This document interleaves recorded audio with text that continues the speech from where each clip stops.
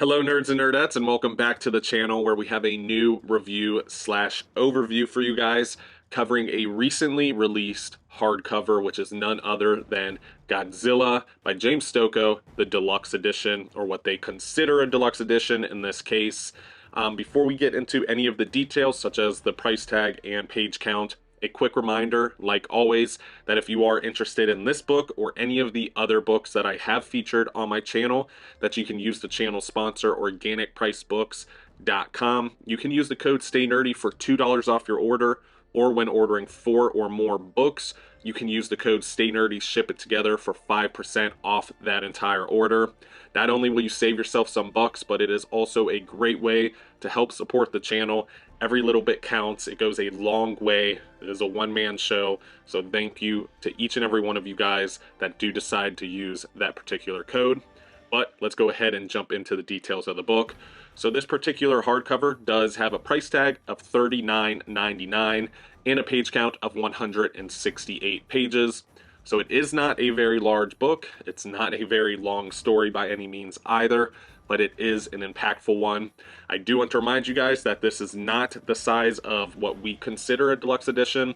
This is the size of a standard size hardcover in the comic book format collected editions world. So I do want to remind you guys that before we get into the overhead shots, but we can go ahead and jump to that now. And here we are, Godzilla by James Stokoe, the deluxe edition. This is a very tiny guy compared to what we typically review, which are Marvel and DC omnibuses. Taking a quick look at the spine, we do have a vibrant pink, Godzilla by James Stokoe, the deluxe edition. And then on the back, we do have Godzilla, see the king of monsters from the unique mind and pen of talented writer-artist James Stokoe. I did touch on a little bit as far as the dimensions of this particular deluxe edition. It is not the size of a Marvel or DC deluxe edition. It is the size of a standard hardcover. I think it's just called deluxe edition due to the inclusion of extras and it being a hardcover. But there isn't much to show off because we don't have a dust jacket or anything, so we can go ahead and get into the book. Actually, before we get into the book, here is the binding. A little baby eye. It's not a huge book, so you don't need much. All right, let's get right into the book itself. So we do have black end sheets here, more pink, I guess title page. I do like the pink aesthetic to this book. I don't have very many, if any, pink books in my library, so it is a nice addition if we're talking color-wise. And then we do have, obviously, the creator's page, story and art by James Stokoe. Color assist by Heather Breckle. This is the half-century war storyline. This makes up pretty much most of the book. There is a Godzilla in Hell issue collected in the back, which I actually thought was the only Godzilla in Hell issue, because that's the only Godzilla in Hell issue I've ever read or known about. Well, apparently there are 5 issues. Was not aware of that. This just collects the issue that James Stokoe illustrates. So for those of you that do want more Godzilla in Hell, you have to get it either digitally or in another format, because all of it, all 5 issues, are not collected in this deluxe edition. But let's go ahead and go into the contents of the book, or at least the first issue of the book. So we do have the half-century war, which is a very impactful and interesting Godzilla story, because while it does follow Godzilla, the king of all monsters, being the king of all monsters and fighting other kaiju, it mainly follows Lieutenant Oda Murakami, who is the main character of this particular story. And you pretty much follow him through his half-century war with Godzilla that he does internalize on a very personal level. First starting off as a lieutenant in the Japanese military at a young age, and him and one of his comrades pretty much take on Godzilla, for lack of a better word, one-on-one, just to kind of deter him from hurting pedestrians, hurting innocent people, if you will. And then he eventually sees the apparent death of Godzilla, just for Godzilla to later return And that's a very interesting concept because you get to see the infiltrate's POV or point of view. You get to see what the soldiers, the people on the ground, the ones with the boots on the ground, actually trying to protect humanity and Japan or other places on the earth from these massive kaijus, Godzilla included, because he is not a hero in this. He does have some maybe heroic moments, but he is not a hero. But he does go from the Japanese military to eventually joining the AMF, which is the Anti-Megasaurus Force. Probably pronouncing that horribly. It does say it down here. Megagalosaurus Force. That's a mouthful. But yeah, so you do follow the main character of Oda and his other friends of AMF, his commanding officers, those that he pretty much fights Godzilla and other kaiju with. And you do have a side plot to Oda versus Godzilla that takes place as well, where you do have a scientist that joins AMF, but then eventually goes kind of AWOL and creates a form of technology that almost weaponizes kaiju in a way, but that's kind of the underlying story, and it's very fun to unravel that, so I won't go too deep into that. But here we are, yet another kaiju. You know, all of your popular Godzilla kaiju creatures, characters, whatever name you want to apply to them, do make an appearance in here. You have the Mothras, the Rodons, the Mechagodzillas, the King Ghidorahs, you name it. It makes an appearance in here in some form or fashion, including a type of Godzilla that is, it was a nice, pleasant surprise to see that form of Godzilla or that type of Godzilla making an appearance.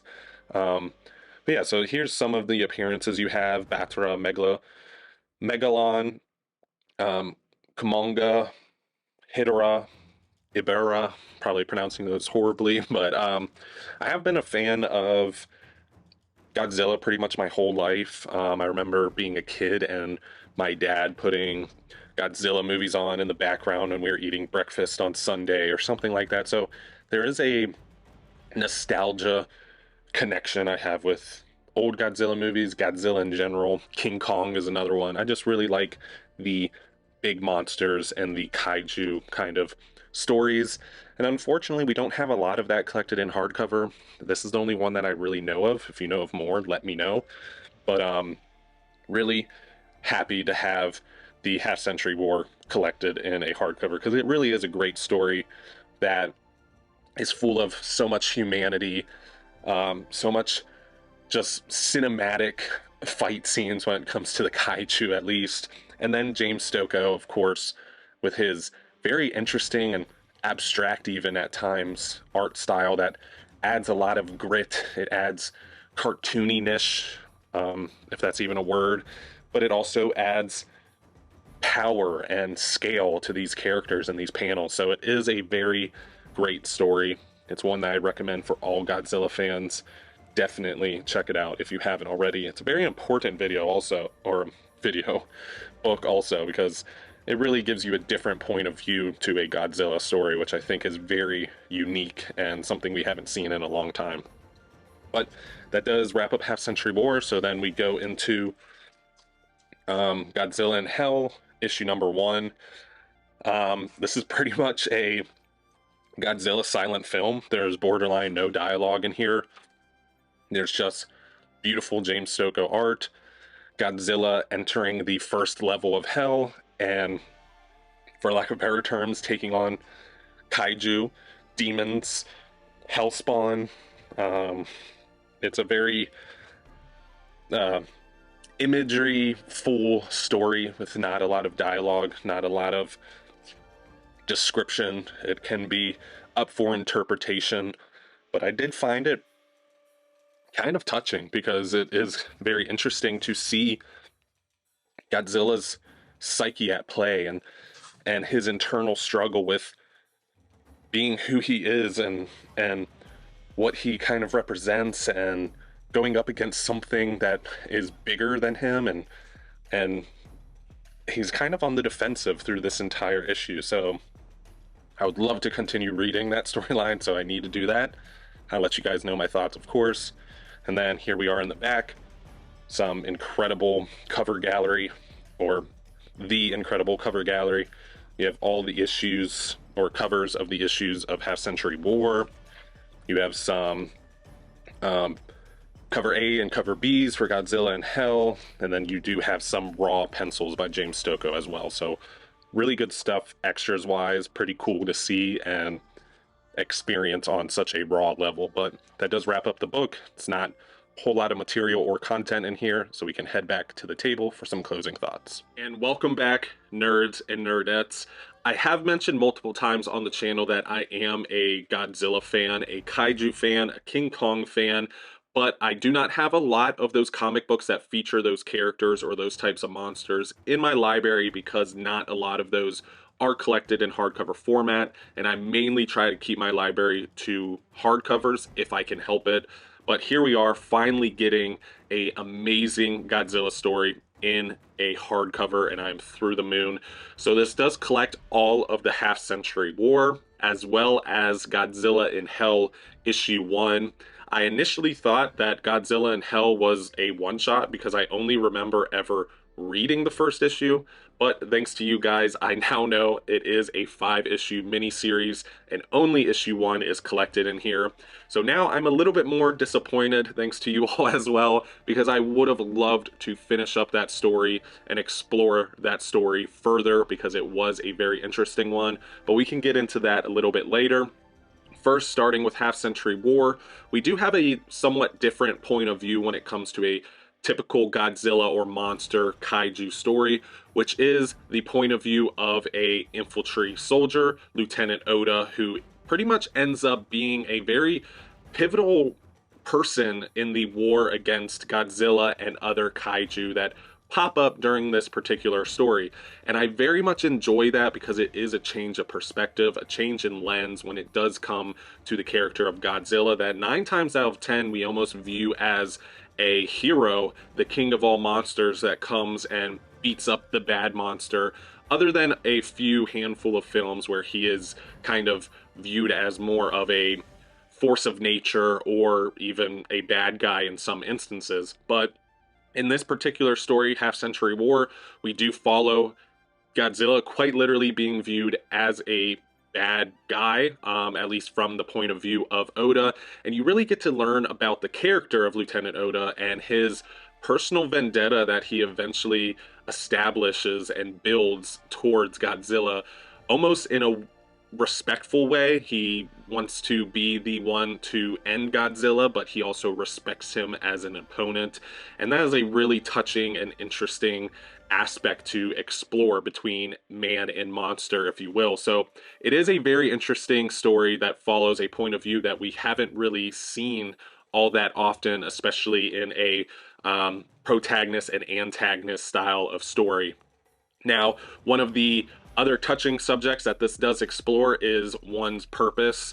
There does come a certain point where Oda has a very intense decision to make, and it is pretty touching to see our hero of the story kind of use a certain amount of his time and effort that he has left, because this does span a half century, so you do go into the later half of Lieutenant Oda's life, where he is actually leading the AMF at some point, and you do explore his purpose and his respect for Godzilla and how he feels he came into this world with Godzilla and wanted to exit the world with Godzilla, and it definitely dives deep into that and has a very touching and emotional ending, especially when you feel like you have grown with the character of Lieutenant Oda.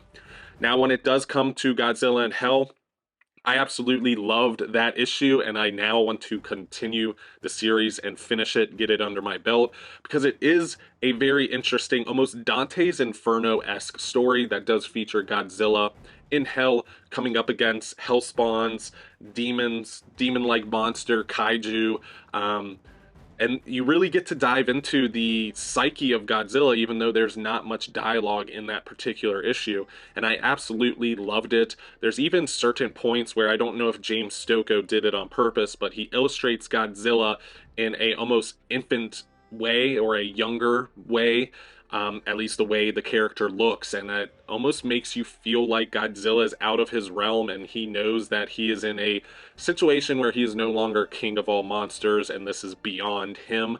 And I definitely enjoyed that touch, whether it was intentional or not. So Godzilla in Hell is pretty awesome. Honestly, the entire story is really awesome. There is a lot of monster combat, kick-ass scenes, Godzilla doing his atomic breath, all of the familiar Godzilla kaiju faces as well, so really good stuff for my Godzilla fans. The one drawback that I would have is I did feel fairly disconnected with the other AMF characters. Other than Lieutenant Oda, he did have a best friend character that I feel like we could have dove a little bit deeper into their relationship and kind of how they respect each other and go about their careers together. The other drawback for me personally is James Stokoe's illustration of humans. I think when it comes to kaiju, Godzilla, Rodan, Mothra, King Ghidorah, whoever it may be, he absolutely knocks it out of the park when it comes to the kaiju, as well as his settings and his set pieces. But his humans are lacking a lot of detail, in my opinion, or for my taste at least.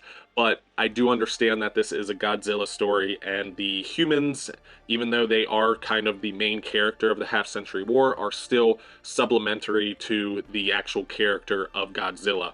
But all in all, I am going to give it the rating of 7.4 out of 10. I think it is a great read for Godzilla fans. It has a very classical yet modernized take on Godzilla, and you really get a lot of those kaiju itches scratched for the very first time in hardcover format. But that does wrap up today's review. Thank you so much for watching. As always, comment down below if you're a fan of Godzilla, King Kong, kaiju. What's your favorite Godzilla film? That is something I would love to hear from you guys. I've watched Godzilla films my entire life, even the extremely old and dated ones, at least from hindsight. So let me know down below what your favorite Godzilla film is and if you enjoyed Godzilla by James Stokoe. But if you are not a part of the community, hit that subscribe button to join the community. It is such an amazing place that I am so proud to be a part of. Also, if you could do me a favor and hit that thumbs up icon, it goes a long way here on the channel, and it's a little gesture by you guys, the viewers. And if you did enjoy today's video and you want to be notified when any other content gets posted, then do yourself a favor and hit that bell icon. That way you can get notifications for the channel.